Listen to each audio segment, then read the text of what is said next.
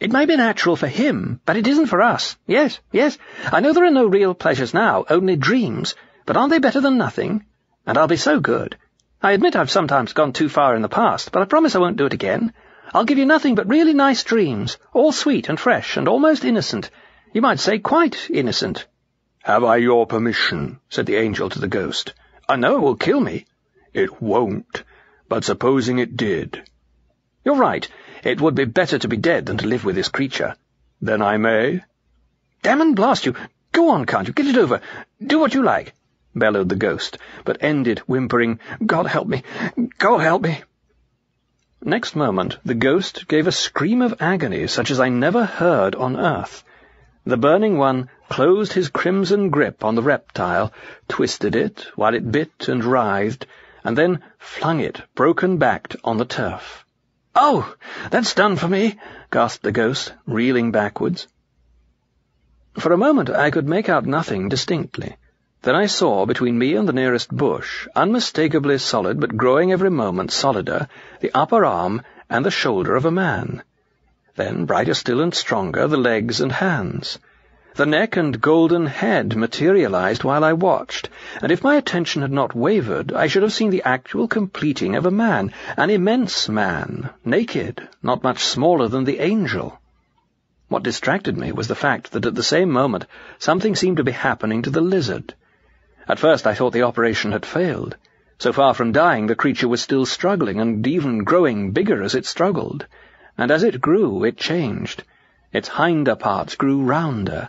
The tail, still flickering, became a tail of hair that flickered between huge and glossy buttocks. Suddenly I started back, rubbing my eyes. What stood before me was the greatest stallion I have ever seen, silvery white but with mane and tail of gold.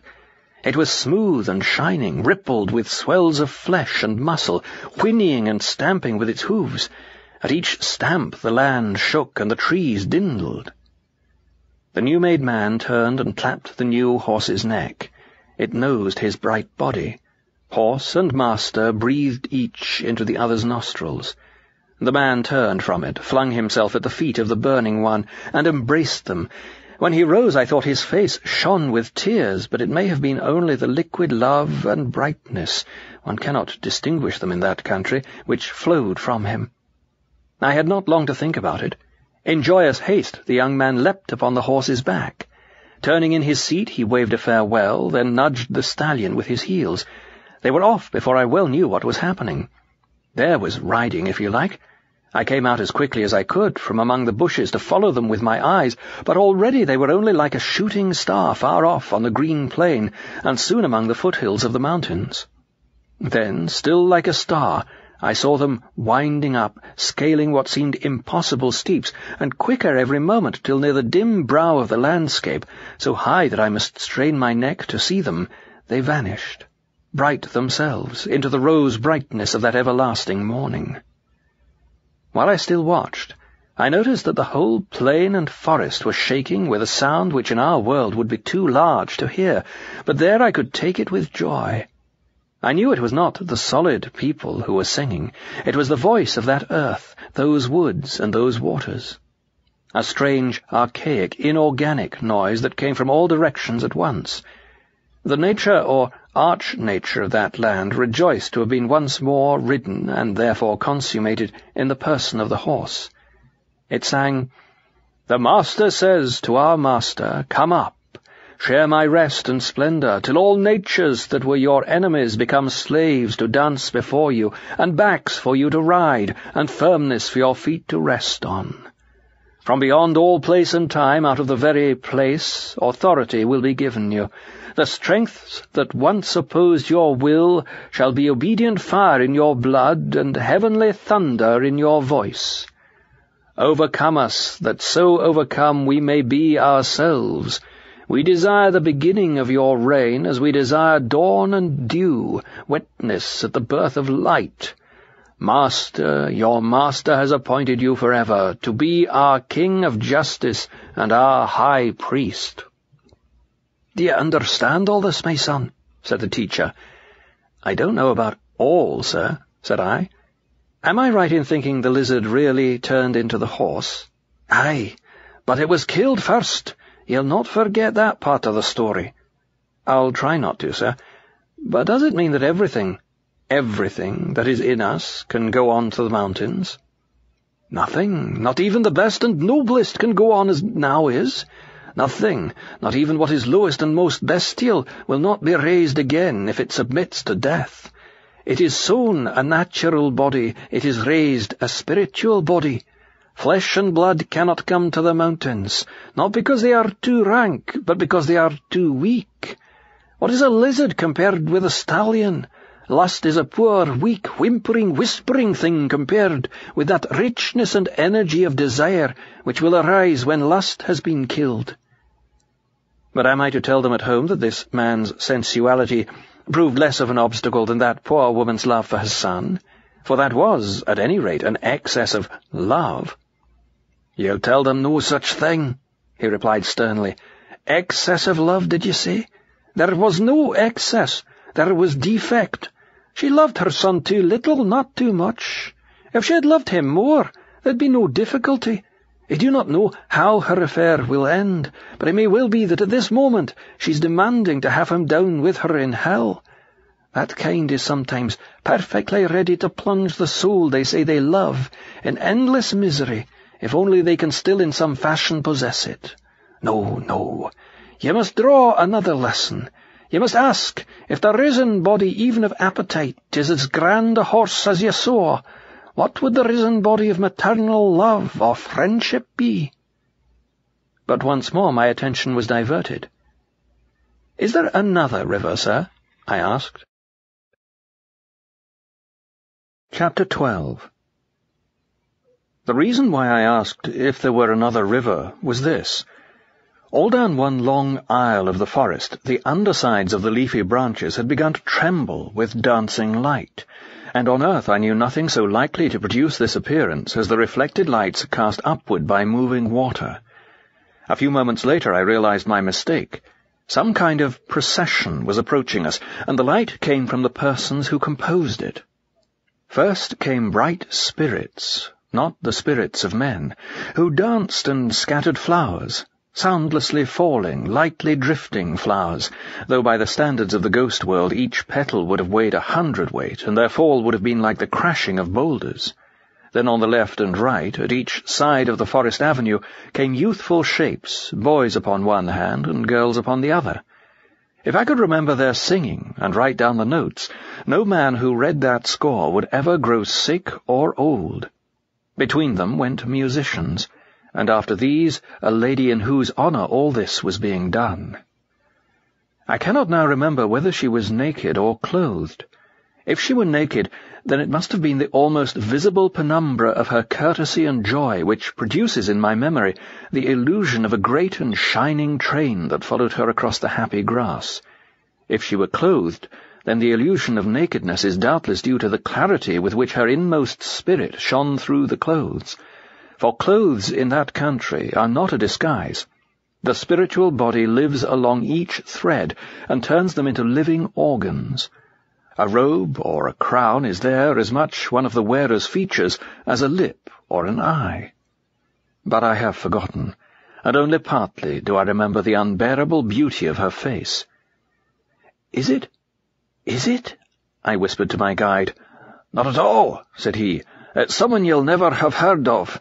Her name on earth was Sarah Smith, and she lived at Golders Green." "She seems to be, well, a person of particular importance." "Aye, she's one of the great ones. You have heard that fame in this country and fame on earth are two quite different things." "And who are these gigantic people? Look, they're like emeralds, who are dancing and throwing flowers before her." "Haven't you read your Milton? 1,000 liveried angels lackey her." "And who are all these young men and women on each side?" "They are her sons and daughters." "She must have had a very large family, sir." "Every young man or boy that met her became her son, even if it was only the boy that brought the meat to her back door. Every girl that met her was her daughter." "Isn't that a bit hard on their own parents?" "No. There are those that steal other people's children, but her motherhood was of a different kind. Those on whom it fell went back to their natural parents, loving them more. Few men looked on her without becoming, in a certain fashion, her lovers. But it was the kind of love that made them not less true, but truer to their own wives. And how— But hello, what are all these animals? A cat, 2 cats, dozens of cats, and all those dogs. Why, I can't count them. And the birds, and the horses. They are her beasts. Did she keep a sort of zoo? I mean, this is a bit too much. Every beast and bird that came near her had its place in her love. In her they became themselves, and now the abundance of life she has in Christ from the Father flows over into them. I looked at my teacher in amazement.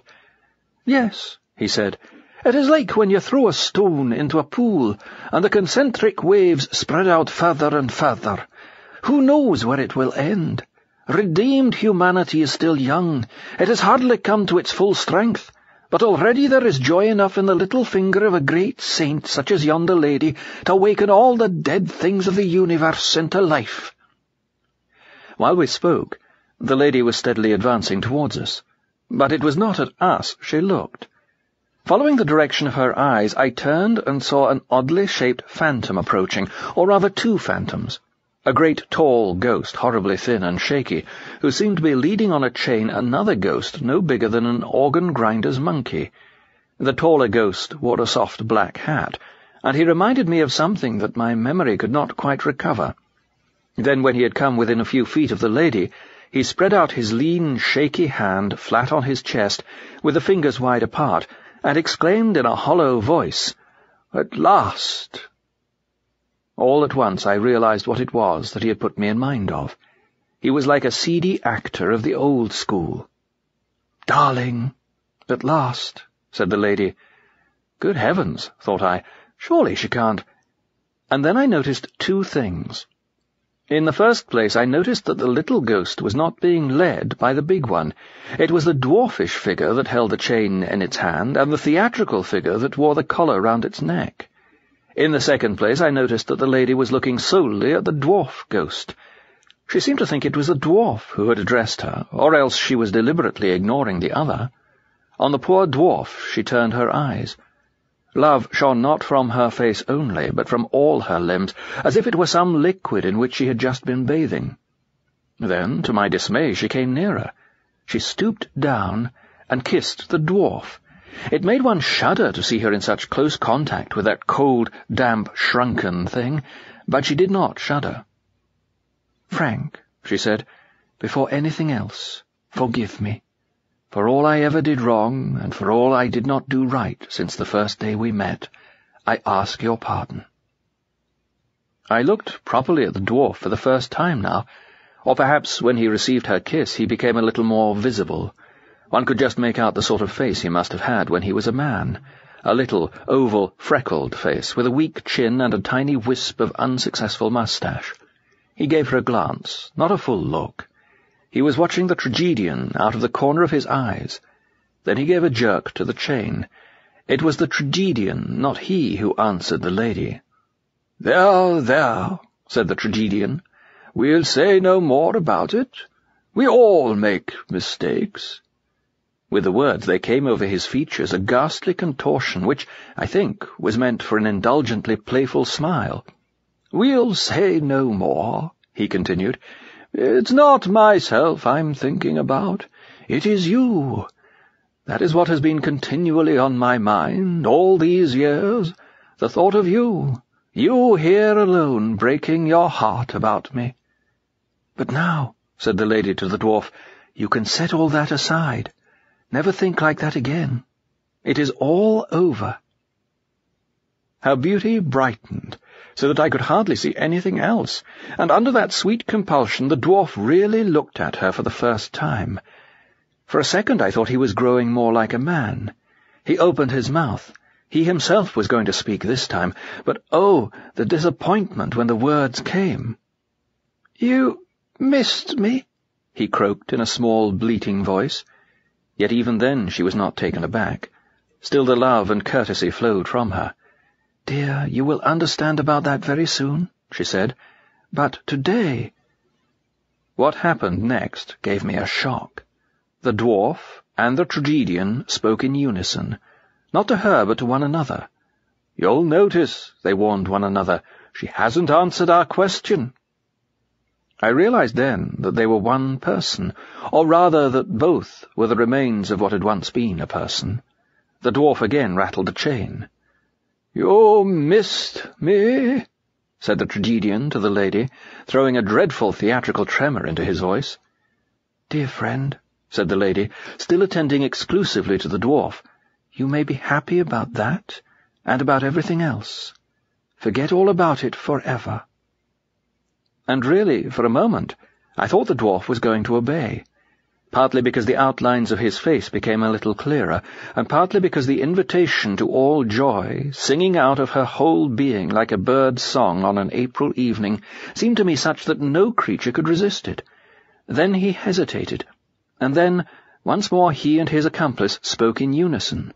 "Of course it would be rather fine and magnanimous not to press the point," they said to one another, "but can we be sure she'd notice? We've done these sort of things before. There was the time we let her have the last stamp in the house to write to her mother, and said nothing, although we had known we wanted to write a letter ourselves. We'd thought she'd remember and see how unselfish we'd been, but she never did. And there was the time— oh, lots and lots of times." So the dwarf gave a shake to the chain, and— "I can't forget it," cried the tragedian, "and I won't forget it either. I could forgive them all they've done to me, but for your miseries." "Oh, don't you understand?" said the lady. "There are no miseries here." "Do you mean to say," answered the dwarf, as if this new idea had made him quite forget the tragedian for a moment, "do you mean to say you've been happy?" "Didn't you want me to be? But no matter. Want it now. Or don't think about it at all." The dwarf blinked at her. One could see an unheard-of idea trying to enter his little mind. One could see even that there was, for him, some sweetness in it. For a second he had almost let the chain go. Then, as if it were his lifeline, he clutched it once more. "Look here," said the tragedian. "We've got to face this." He was using his manly, bullying tone this time, the one for bringing women to their senses. "Darling," said the lady to the dwarf, "there's nothing to face. You don't want me to have been miserable for misery's sake. You only think I must have been if I loved you. But if you'll only wait, you'll see that isn't so." "Love," said the tragedian, striking his forehead with his hand. Then a few notes deeper, "Love. Do you know the meaning of the word?" "How should I not?" said the lady. "I am in love. In love. Do you understand? Yes, now I love truly." "You mean," said the tragedian, "you mean you did not love me truly in the old days?" "Only in a poor sort of way," she answered. "I have asked you to forgive me. There was a little real love in it, but what we called love down there was mostly the craving to be loved. In the main I loved you for my own sake, because I needed you." "And now," said the tragedian with a hackneyed gesture of despair, "now you need me no more." "But of course not," said the lady, and her smile made me wonder how both the phantoms could refrain from crying out with joy. "What needs could I have," she said, "now that I have all? I am full now, not empty. I am in love himself, not lonely. Strong, not weak. You shall be the same. Come and see. We shall have no need for one another now. We can begin to love truly." But the tragedian was still striking attitudes. "She needs me no more, no more, no more," he said in a choking voice to no one in particular. "Would to God," he continued, but he was now pronouncing it God, "would to God I had seen her lying dead at my feet before I heard those words, lying dead at my feet, lying dead at my feet." I do not know how long the creature intended to go on repeating the phrase, for the lady put an end to that. "Frank! Frank!" she cried in a voice that made the whole wood ring. "Look at me! Look at me! What are you doing with that great ugly doll? Let go of the chain. Send it away. It is you I want. Don't you see what nonsense it's talking?" Merriment danced in her eyes. She was sharing a joke with a dwarf right over the head of the tragedian. Something not at all unlike a smile struggled to appear on the dwarf's face, for he was looking at her now. Her laughter was past his first defences. He was struggling hard to keep it out, but already, with imperfect success, against his will, he was even growing a little bigger. "Oh, you great goose," said she, "what is the good of talking like that here? You know as well as I do that you did see me lying dead, years and years ago, not at your feet, of course, but on a bed, in a nursing home. A very good nursing home it was, too. Matron would never have dreamed of leaving bodies lying about the floor. It's ridiculous for that doll to try to be impressive about death here. It just won't work."